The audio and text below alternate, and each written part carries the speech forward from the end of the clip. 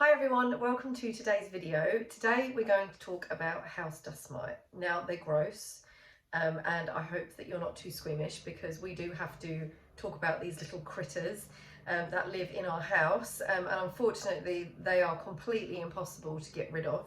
So we'll talk about some strategies that we can go through that help reduce them, but we'll talk about what they've got to do with allergy and the effects that they have on people and children. So there's two different types of dust mite that kind of exist in Australia, and there's what we call the pteronyssinus and the farinae, and one is a European dust mite, and the pteronyssinus is the European dust mite and the farinae is the American house dust mite. So normally when you have a skin prick test to dust mite, it's to those two because they're the most common. Now they're between 0.2 and 0.3 millimetres in length and they're translucent. So what that means is that you won't see them really with the naked eye unless you've got extremely good eyesight, but you won't be able to see them with the naked eye. But they feed on our skin flakes. So that's basically their bread and butter, if you like, is our skin flakes, and a lot of the dust that you see in your house will be either dust mite or the dust mite feces, and it's just absolutely disgusting, but unfortunately that's just life. So what happens is, sorry, just get rid of that. So the average life cycle for a dust mite is between 65 and 100 days. Around about 70 days is like the optimal. And positive tests for dust mite are really common in a lot of people, but really common in people with asthma. So dust mite can't trigger anaphylaxis, but dust mite allergy can trigger asthma symptoms, which can be confused as anaphylaxis sometimes because it has a lot of the same symptoms, you know, shortness of breath, coughing, wheeze, you know, tightness in the chest, funny feeling in the throat, sometimes itching. So there is a lot of changeover, or not changeover, but crossover of symptoms. So although it can't produce anaphylaxis on its own, it does produce the symptoms. So they're a nesting species. So yeah, they like to nest in warm, moist environments. They prefer dark, warm areas, so things like beds, sofas, that kind of thing. And they like bedding, upholstered furniture, carpets. However, it hasn't really been shown that if you live with a dust mite allergy and it's really troublesome, it hasn't actually been shown that ripping up your carpets and getting rid of all your curtains actually helps that much. There's other strategies that are cheaper and better to do, more effective.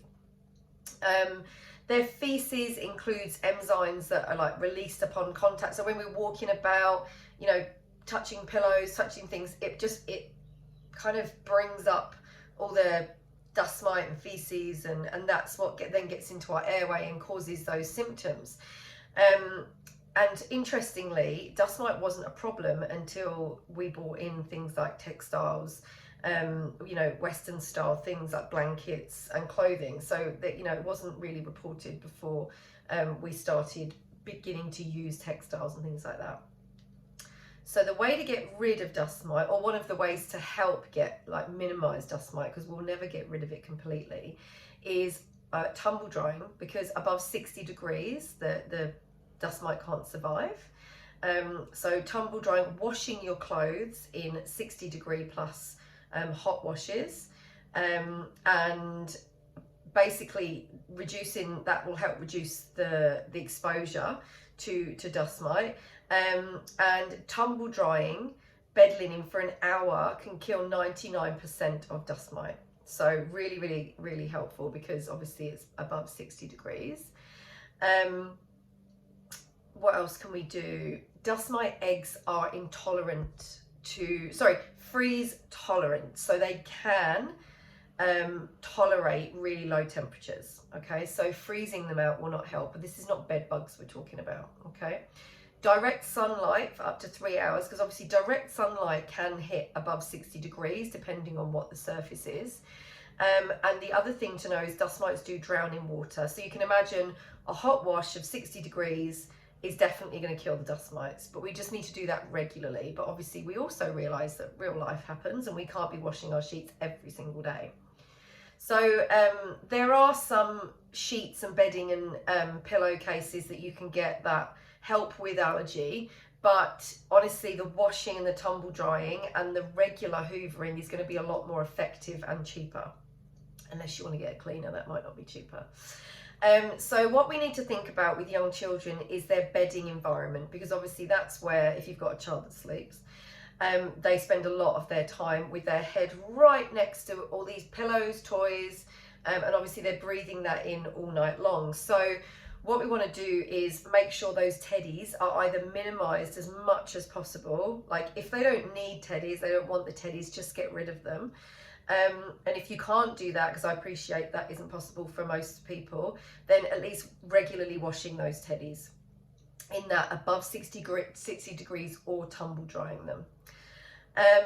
So some of the symptoms that dust mites can cause, obviously they do overlap with you know, anaphylaxis, and a lot of them are allergy related. So wheezing, coughing, breathlessness, obviously they're an aeroallergen, so they can be all over the place.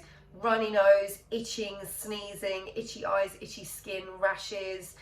Some children can be really, really sensitive to dust mites. So you will normally see, once you start really going for it with the strategies of like the hot washes and the regular you know, hoovering, sort of hoovering a couple of times a week, washing the bed sheets weekly.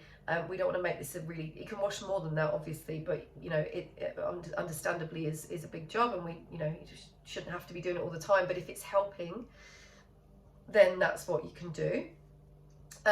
Treatments.